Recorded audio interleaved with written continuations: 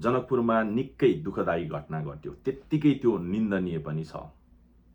त्यो घटना धेरैको लागि सामाजिक सञ्जालमा मेमे बनाउने एउटा विषय बन्यो, धेरैको लागि त्यो एउटा हाँसोको विषय बन्यो, कैयौँको लागि त्यो राजनीतिक प्रतिशोध साध्ने एउटा विषय बन्यो र केहीका लागि त्यो राजनैतिक तिक्तता मेट्ने अथवा तिक्तता पोख्ने एउटा विषय बन्यो।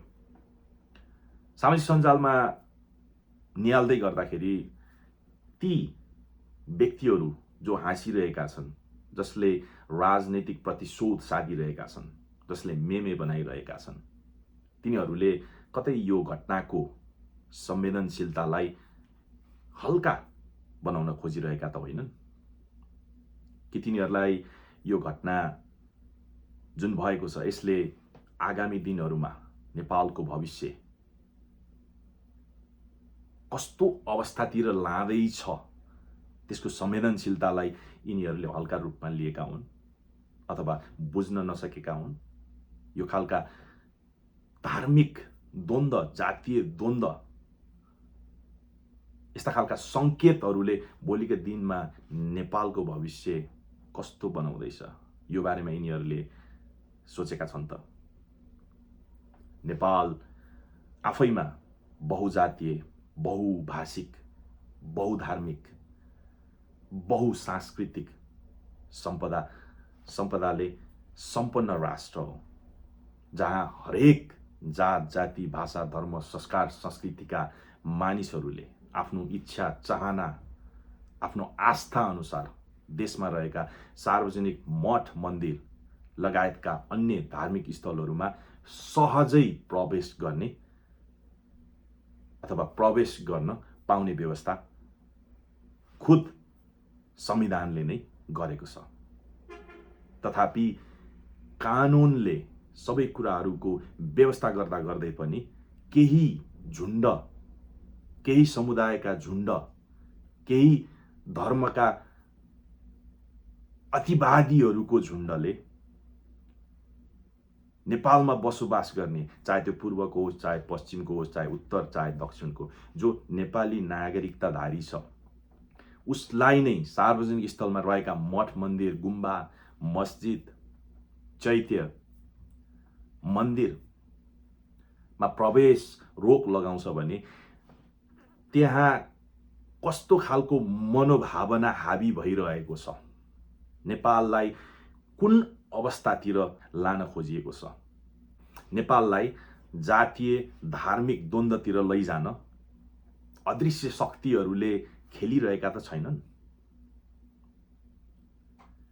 कैयौं सालदेखि नेपालमा अनेक जात, जाति, भाषा, धर्म, संस्कार, संस्कृति भएका नेपालीहरू एउटै कुलोको पानी लगाएर धान उत्पादन गरेर, अर्मो पर्मो गरेर, एक अर्कालाई सहयोग गरेर, सहिष्णुता कायम गरेर, एउटै कुवाको, एउटै धारोको पानी पिएर बसिरहेको यो समाज होइन, यो समाजलाई कसले भड्काउन खोज्दैछ? अब यस्तो खालको अवस्था आइसकेको छ कि देशमा राईले लिम्बू लखट्ने, लिम्बूले राई लखट्ने, बाहुनले छेत्री लखट्ने, छेत्रीले बाहुन लखट्ने, हिन्दूले क्रिश्चियन लखट्ने, क्रिश्चियनले हिन्दू लखट्ने, मुस्लिमले क्रिश्चियन लखट्ने, क्रिश्चियनले मुस्लिम लखट्ने, क्रिश्चियनले हिन्दू लखट्ने, अगेरा वगेरा। यो खालको परिस्थिति सिर्जना गर्न कतै खोजिएको त होइन। यो घटनाको संवेदनशीलतालाई हल्का रूपमा आम नेपाली समाजले लिइरहेको देख्छु मैले। हर्क साम्पाङ जो प्रतिनिधि सभाको सांसद पनि हुन्, माननीय हुन्, श्रम संस्कृति पार्टीका अध्यक्ष पनि हुन्, पूर्वबाट एउटा उदाउँदै गरेको पार्टीको अध्यक्ष, समग्र नेपालले चिनेको एउटा नेता, जो एउटा आशाको केन्द्रको रूपमा चिनिएको छ,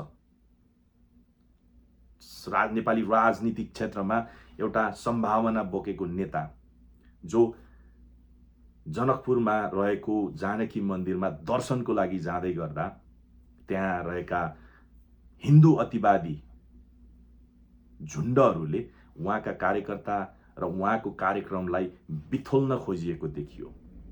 यो कस्तो खालको सङ्केत हो? हालाहालको स्थिति पनि देखियो, अनेक ओली नाराबाजी देखियो। यसले कस्तो सङ्केत दिँदैछ त नेपाली समाजलाई? भोलिको दिनमा पूर्वमा रहेका बुढासुब्बा, पाथिभारा, चोमलुङमा जस्ता धार्मिक स्थलहरूमा, हलेसी जस्ता धार्मिक स्थलहरूमा अब पूर्वका राई लिम्बूले पनि मधेस लगायत अन्य क्षेत्रमा बस्ने नेपालीहरूलाई त्यसरी नै त्यस्तै खालको व्यवहार गर्नुपर्ने अवस्था अब सिर्जना भएको हो त? त्यो हामी चाहन्छौँ? तपाईँ त्यस्तो चाहनुहुन्छ? जो जसले राजनैतिक प्रतिशोध साधिराख्नु भएको छ, जो जसले हिजोको त्यो घटनालाई एउटा मेमे, एउटा हाँसोको रूपमा लिइरहेका छन्, हामी त्यस्तो खालको समाज चाहन्छौँ? पूर्व नेपालको मान्छे पश्चिम नेपाल जाँदाखेरि दुर्व्यवहारमा पर्नुपर्ने, लखेट्नु पर्ने, कुटाई खानुपर्ने, हामी त्यो चाहन्छौँ त? कुनै पश्चिमको एक नेपाली पूर्वमा जाँदाखेरि उसले कुटाई खानुपर्ने, उसले अपमान सहनुपर्ने, हामी त्यो खालको नेपाल चाहन्छौँ त? जो 100औं सालदेखि मिलिजुली बस्दै आइएको छ, हामी त्यस्तो खालको नेपाल चाहन्छौँ? हिजो भएको जुन घटना छ, त्यो घटनामा नेपाल सरकारको प्रशासनको पनि कमी कमजोरी प्रष्ट देखिन्छ। हर्क साम्पाङको स्टाटसलाई हेर्ने हो भने गृहमन्त्री सुदन गुरुङले पनि फोन नउठाएको अथवा उहाँको फोन उपलब्ध हुन नसकेको भन्ने कन्फर्म हुन्छ। गृह प्रशासन के हेरेर बस्यो? एउटा आम नेपाली नेपालमा रहेको सार्वजनिक मठ मन्दिर अथवा गुम्बामा छिर्न सक्दैन भने यो कस्तो खालको नेपाल हो? हामी नेपालको कुन नेपालमा बसिरहेका छौँ? यो कति संवेदनशील कुरो हो? यो कति लाजमर्दो कुरा हो? यसमा नेपाल सरकारको प्रशासनले के जवाफ दिन्छ? यो त गैर जिम्मेवारपन भएन र? यो त सुदन गुरुङ गृह मन्त्रीको गैर जिम्मेवारीपन भएन र? केटाकेटीपन भएन र? यो जुन घटना जानकी मन्दिर परिसरमा हुँदै थियो त्यतिखेर पुलिसहरू पनि निरह देखिए। ती पुलिसहरू किन निरह देखिए त्यहाँनिर? एउटा माननीय जस्तो पदमा रहेको व्यक्ति र एउटा राष्ट्रिय पार्टी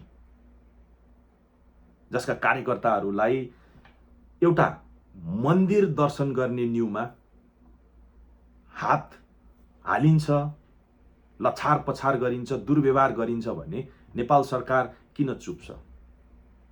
ती दुर्व्यवहार गर्ने दोषीहरूलाई पक्राउ गरेर किन कारबाही गर्न सकेको छैन? प्रश्नहरू धेरै छन्।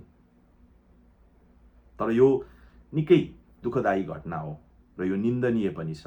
र अन्त्यमा नेपाल बहुजाति, बहुसांस्कृतिक, बहुभाषिक र बहुधार्मिक विविधताले सम्पन्न राष्ट्र हो। त्यो विविधता नै लोकतान्त्रिक मूल्य मान्यताको एउटा आधार हो भने राष्ट्रिय एकताको आधार पनि हो। तसर्थ कुनै पनि बाह्य शक्ति अथवा अदृश्य शक्तिले नेपालको यो विविधतामा खेल्न खोज्दैछ अथवा खोज्दछ भने हामी सबैजना सचेत हुन जरुरी छ। र अर्को कुरा, संविधानले स्पष्ट रूपमा नेपालमा रहेका जोकै नेपालीहरू आफ्नो आस्थाले, आफ्नो विश्वासले कुनै पनि मठ मन्दिर, चैत्य गुम्बा दर्शन गर्नका लागि जान्छ अथवा दर्शन गर्नका लागि आउँछ भने उसलाई रोक्ने अधिकार कसैसँग पनि छैन।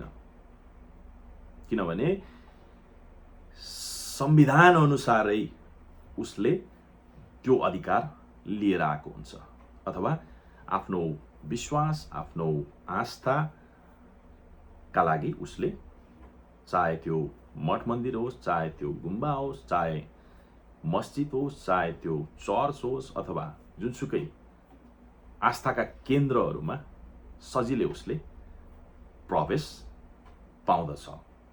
र म तिनीहरू जसले जनकपुरको घटनालाई सामाजिक सञ्जालमा एउटा मेमेको विषय बनाएको छ, हाँसोको विषय बनाएका छन्, अथवा राजनीतिक प्रतिशोध साट्ने अथवा राजनीतिक तिक्तता पोख्ने एउटा विषय बनाएका छन्, तिनीहरूलाई म प्रष्ट रूपमा भन्न चाहन्छु कि यसको संवेदनशीलतालाई बुझ्न जरुरी छ।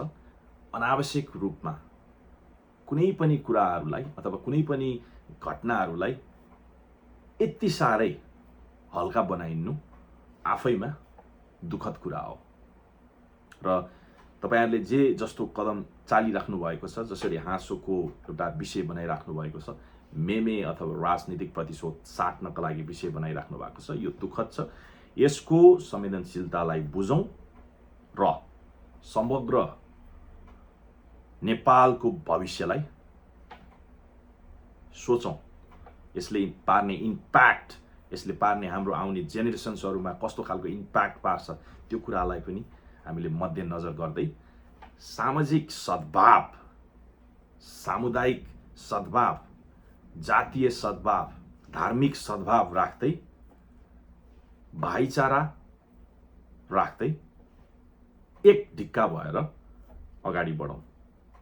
र नेपाल सरकारलाई मेरो अनुरोध पनि छ कि जनकपुरमा जुन घटना घट्यो, त्यो घटनामा संलग्न दोषीहरू जसले जातीय द्वन्द्व, धार्मिक द्वन्द्वको बीजारोपण गर्न खोजिरहेका छन्, तिनीहरूलाई पक्राउ गरी कारबाही गरोस् र आउने दिनहरूमा पनि त्यस्ता खालका गतिविधिहरू नहोस् भन्नका लागि संयन्त्रहरू व्यवस्था गरोस्। हामी सबै जात, जाति, भाषा, धर्म, संस्कार, संस्कृति सबैको आफ्नो आफ्नै होला। सबैलाई इज्जत गर्दै, सम्मान गर्दै हामी नेपालीहरू एक हुनुको विकल्प छैन। यदि हामी नै एकअर्कामा लड्ने, फुट्ने गर्दै अगाडि बढ्यौं भने भोलि नेपाल नरहन पनि सक्छ।